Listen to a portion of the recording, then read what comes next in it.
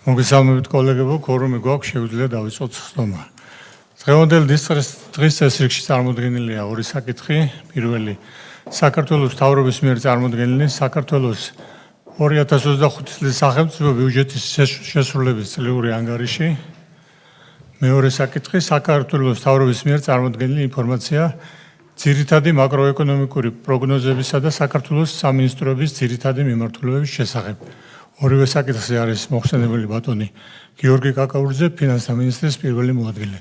გთხოვთ დავამტკიცოთ დღეს წესრიგი. პირველ საკითხზე გთხოვ ბატონ გიორგის წარმოგვიდგინოს ინფორმაცია. მადლობა. დიდი მადლობა. წარმოგიდგენთ ძირითად პარამეტრებს შესრულებასთან დაკავშირებით და თქვენის ნებართვით მივაბავ პროგნოზები, რაც გვაქვს მომდევნო წლევანდელი და მომდევნო წლებისთვის და თუ კითხვები იქნება, რომელი მიმართულებითაც იქნება ორივეზე კი პასუხებთ. დავიწყებ პირველი საკითხით, რაც არის გასული წლის ანგარიში. გასულ წელს ჩვენ ბიუჯეტი ჰქონდა დაგეგმილი 6%-იან ეკონომიკურ ზრდაზე. ფაქტიური მაჩვენებლებით უკვე რაც გამოქვეყნებულია საჯაროდ არის რეალური ეკონომიკური ზრდა 7.5%, ხოლო ნომინალურ გამოხატულებაში ეკონომიკა გაიზარდა 12.4%-ით და 104 მილიარდ 598 მილიონი ლარი შეადგინა. რაც შეეხება ერთსულ მოსახლეზე გადაანგარიშებით 28,235 ლარი იყო, რაც 10,296 დოლარს აღემატება. ფასების ნაწილში ჰქონდა უფრო მეტი ვიდრე მიზნობრივი მაჩვენებელი, 3.9% იყო საშუალო ინფლაციის დონე გასულ წელს, ხოლო წლის ბოლოსთვის ინფლაციის მაჩვენებელმა 4% შეადგინა. საგარეო სექტორიდან ვაჭრობის ნაწილში ზრდა გვაქვს 10.3%-ით, ჯამში იყო 25 მილიარდ 863 მილიონი დოლარი, მათ შორის ექსპორტი გაიზარდა 11%-ით, 7 მილიარდ 291 მილიონი დოლარი, ხოლო იმპორტის ზრდა შეადგინა 10% და 18 მილიარდ 572 მილიონი დოლარი შეადგინა. რაც შეეხება მეორე მიმართულება, საგარეო სექტორიდან ეს არის ტურიზმი. ტურიზმიდან ჩვენ ზრდა გვაქვს როგორც ვიზიტორებში, ასევე ფულად ნაკადებში. ჯამში გასულ წელს 6.856.000 ვიზიტორი ეწვია საქართველოს, საიდანაც საერთაშორისო ტურისტების რაოდენობა 5.541.000 პირი იყო. ჯამში ტურიზმიდან გასულ წელს მივიღეთ 4.690 მილიონი დოლარი, რაც 6%-ით მეტია 24 წლის მაჩვენებელზე და ახლობით 265 მილიონი დოლარით მეტი მივიღეთ. წმინდა ფულადი გზავნილების ნაწილში ზრდა ჰქონდა 8.2%, 3 მილიარდ 228 მილიონი დოლარი მივიღეთ. აქ შემცირება იყო მხოლოდ რუსეთიდან, დანარჩენ შემთხვევაში გვაქვს ზრდის დინამიკა. და საგარეო სექტორის ბოლო მიმართულება პირდაპირ უცხოური ინვესტიციები გასულ წელს ჯამში გაიზარდა 7.6%-ით, მილიარდ 688 მილიონი დოლარი შეადგინა, საიდანაც ყველაზე დიდი წილი იყო საფინანსო და სადაზღვევო სექტორში 607 მილიონი დოლარის პირდაპირ უცხოური ინვესტიცია განხორციელდა აღნიშნულ სექტორში. ფისკალური ნაწილში ძირითადი პარამეტრები, შემოსავლების ნაწილი ნაერთ ბიუჯეტში შესრულდა გადაჭარბებით 10.7% შეადგინა შესრულება, 28 მილიარდ 468 მილიონი ლარის შემოსავლების მობილიზება განხორციელდა გასულ წელს, საიდანაც უდიდესი ნაწილი იყო საგადასახადო შემოსავლები 25 მილიარდ 536 მილიონი ლარი და გარდა ამისა 2 მილიარდ 721 მილიონი ლარი დეღის დაბრუნების სახით მოხდა კომპანიებზე დაბრუნება. პრივატიზაცია 582 მილიონ ლარამდე იყო გასულ წელს, ჯამში 11.9% შესრულების მაჩვენებელი და აღნიშნულმა გადაჭარბებებმა ჯამში გამოიწვია ის, რომ ბიუჯეტის დეფიციტი თავდაპირველად დაგეგმილი 2.5%-ის ნაცვლად და ფაქტიურმა მაჩვენებლებმა შეადგინა 1.4%, ხოლო მთავრობის ვალის მოცულობამ ნაცვლად 35.9%-ისა შეადგინა 34.4%. რაც შეეხება ბიუჯეტის სახელმწიფო ბიუჯეტის ნაწილს, აქ ჩვენ შემოსულობები შესრულებული გვაქვს გადაჭარბებით 100.8%-ია შესრულების მაჩვენებელი, ხოლო ხარჯვითი ნაწილის შესრულება 99.2% შეადგინა. შემოსავლების ნაწილში ჯამში მივიღეთ 23 მილიარდ 991 მილიონი ლარი, ეს არის უშუალოდ სახელმწიფო ბიუჯეტის წილის შემოსავლების, მათ შორის გადასახადები იყო 21 მილიარდ 957 მილიონი ლარი, გრანტები 279 მილიონი ლარი და სხვა შემოსავლები მილიარდ 754 მილიონი ლარი. სამივე შემთხვევაში 100%-ზე მაღალია შესრულების მაჩვენებელი. მაჩვენებელიდან 100.7%-ია ჯამში შემოსავლების შესრულების მაჩვენებელი. პრივატიზაცია სახელმწიფო ბიუჯეტის წილად მივიღეთ 354 მილიონ ლარზე მეტი და 114.9%-ია, ხოლო სესხების დაბრუნებამ შეადგინა 378 მილიონ ლარზე მეტი და აქაც 111.3%-ია შესრულების მაჩვენებელი. რაც შეეხება ვალდებულებების ნაწილში, გასულ წელს ჩვენ 1.589 მილიონ ლარამდე მივიღეთ საშინაო ფასიანი ქაღალდების გამოშვებით, 902 მილიონ ლარს აღემატებოდა საინვესტიციო კრედიტების ათვისების მაჩვენებელი და ბიუჯეტის მხარდაჭერილი კრედიტების სახით მივიღეთ 596.7 მილიონი ლარი. რაც შეეხება ვალდებულებების მომსახურებასა და დაფარვას, საგარეო ვალდებულებების ნაწილში მიიმართა 2.77 მილიონი ლარი, ხოლო საშინაო ვალდებულებებში 953 მილიონი ლარი. რაც შეეხება ბიუჯეტის ხარჯვით ნაწილს, ჩვენ გასულ წელს საკასო ხარჯი ჯამში ჰქონდა 27 მილიარდ 723 მილიონი ლარი, რაც დაგეგმილი მაჩვენების 99.2%-ია და ეს მაჩვენებელი ამ მაჩვენებელთან თანხვედრაშია თითქმის ყველა უწყება. რამდენიმე მნიშვნელოვან სამინისტროს მოგახსენებთ, რომელსაც 100% და მეტი ჰქონდა ათვისების მაჩვენებელი.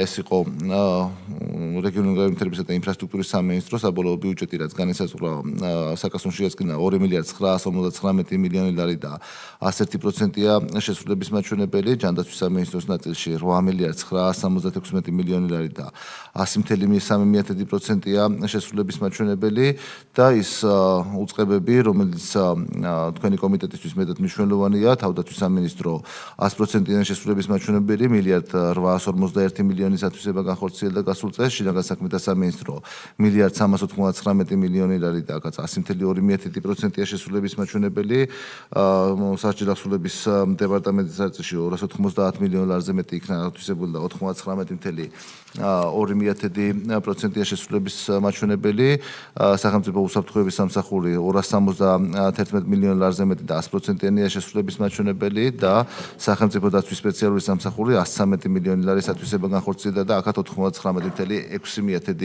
99.6%-ია შესრულებული. ეს არის შესრულებასთან დაკავშირებული ძირითადი პარამეტრები. თქვენ ისევ მოგახსენებთ პროგნოზებსაც მეორე საკითხიდან, რაც გვაქვს უკვე და შემდგომში კითხვებით დავფაროთ დანარჩენი საკითხები. წელს ჩვენ ბიუჯეტი დავგეგმეთ 5%-იან ეკონომიკურ ზრდაზე, თუმცა უკვე პირველ 4 თვეში გვაქვს 8.3% რეალური ეკონომიკური ზრდა, შესაბამისად ჩვენ განვაახლეთ პროგნოზები და ნაცვლად 5%-ისა წარმოდგენილია წელს 6.3%-ის პროგნოზი. ეს არის ის საბაზისო სცენარი, რაზეც ძირითადად ვაფუძნებთ ბიუჯეტს, თუმცა რასაც უყურებთ, მოლოდინი გვაქვს რომ უფრო 7%-ისკენ, ანუ ოპტიმისტური სცენარისკენ იქნება უფრო წლის ბოლოსთვის რეალური ეკონომიკური ზრდა. მომდევნო წლებს რაც შეეხება გვაქვს საშუალოდ პოტენციური ზრდის ფარგლებში 5-დან 5.5% პროგნოზირებული, ну აქაც პესიმისტური და ოპტიმისტური სცენარებიც წარმოდგენილია. ინფლაციის ნაწილში წელს გვექნება მიზნობებთან შედარებით მაღალი, მოლოდინი გვაქვს 4.9%-ის ფარგლებში, მომდევნო წლებში უკვე ბრუნდება 3%-იან მიზნობრივი მაჩვენებლის დონეზე.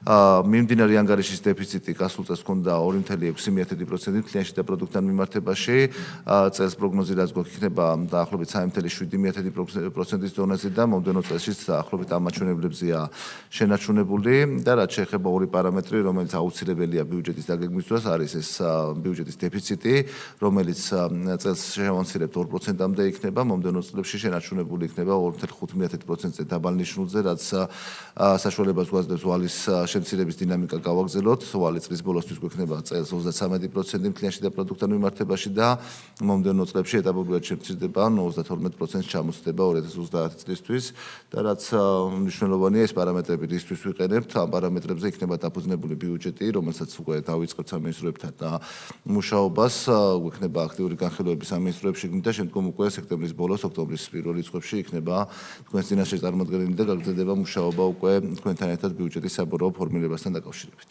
დიდი მადლობა, მზად ხარ თქვენს კითხვებს უპასუხოთ. მადლობა ბატონო გიორგი.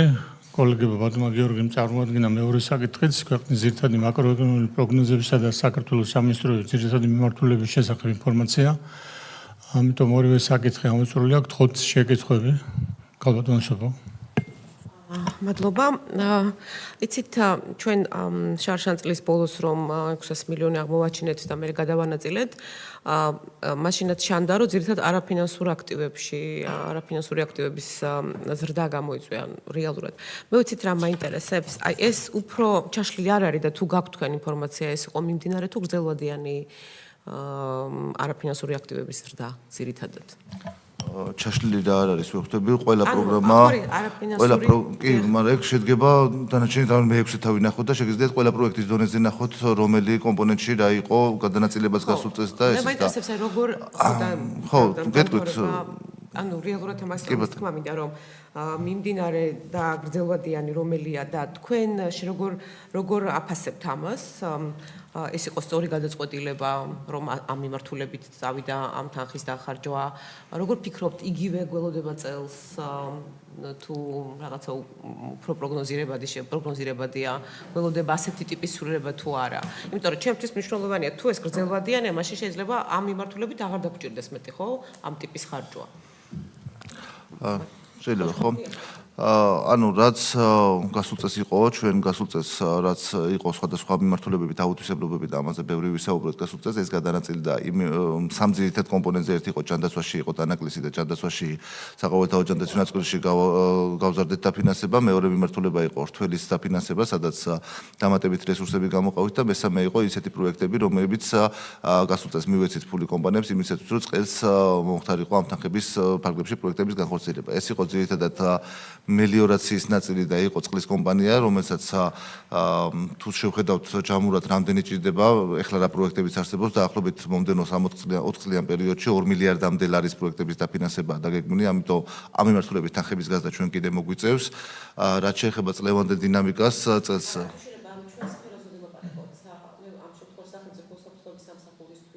სახელმწიფო უსაფრთხოების სამსახურსა და თავდაცვის შემთხვევაში იყო კონკრეტული შესყიდვის ფარგლებში ვალდებულებების ანაზღაურება, აქაც იგივე სახელმწიფო უსაფრთხოების სამსახურში იყო გარკვეული ტექნიკური განახლება, რაც შეეხება მომდევნო წელს დაგჭირდება თუ არა კიდე აუცილებლად, მით უმეტეს თავდაცვის ნაწილზე, როდესაც ვსაუბრობთ, აქ ჩვენ შესაბამისი უწყება მუშაობს სხვადასხვა შესყიდვებზე, რომელიც არის გრძელვადიანი შესყიდვები, ერთ წელში უბრალოდ და 2 წლიან პერიოდში ძალიან რთულია იმ ინფრასტრუქტურის შექმნა და მოწოდება კონტრაქტორების მხრიდან დეტალებზე საჯაროდ ვერ ვისაუბრებ, თუმცა არის გრძელვადიანი კონტრაქტები, რომელიც უკვე მოწოდების შესაბამისად ხდება ანაზღაურება. ამ მიმართულებით წელსაც არის დაგეგმილი განახლება შესყიდვების და მომდევნო წლებშიც რა თქმა უნდა გვექნება საჭიროება თავდაცვის მიმართულებით შესყიდვების. ისევე როგორც აუცილებელი იქნება შინაგან საქმეთა სამინისტროს ინფრასტრუქტურის განვითარება, მათ შორის ეს მოიცავს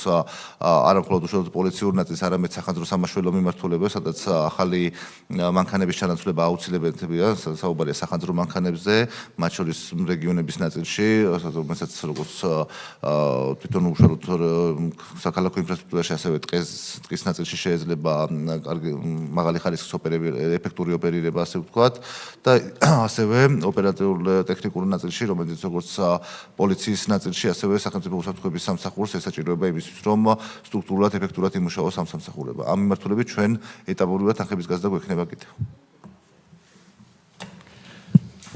მადლობა, კოლეგებო, კიდევ ის გაქვთ შეკითხვები? შეკითხვები არ არის. კენჭისყრაზე ეს ორი საკითხი ცალ-ცალკე უნდა დადგეს, ვაკერებ კენჭისყრაზე პირველ საკითხს, ვინ არის მომხრე დადებითად შეფასდეს საქართველოს მთავრობის მიერ წარმოდგენილი საქართველოს 2025 წლის საბიუჯეტო სახელმწიფო ბიუჯეტის შესრულების წლიური ანგარიში. ვინ არის მომხრე? წინააღმდეგი? თავი ხო არ შეიკავენ? მადლობა, პირველი საკითხი ამოწურვილია. მეორე საკითხს ვაკენებ კენჭისყრაზე. ვინ არის მომხრე? მხარი დაუჭიროს საქართველოს მთავრობის მიერ წარმოდგენილ ქვეყნის ძირითადი მაკროეკონომიკური პროგნოზებისა და საქართველოს სამინისტროების ძირითადი მიმართულებების შესახებ ინფორმაციას. ვინ არის მომხრე? წინააღმდეგი? თავი ხომ არ შევუკავებია ვინმეს? მადლობა. დღის წესრიგით გათვალისწინებული საკითხები ამოწურვილია, სხდომა დასრულებულია. მადლობთ.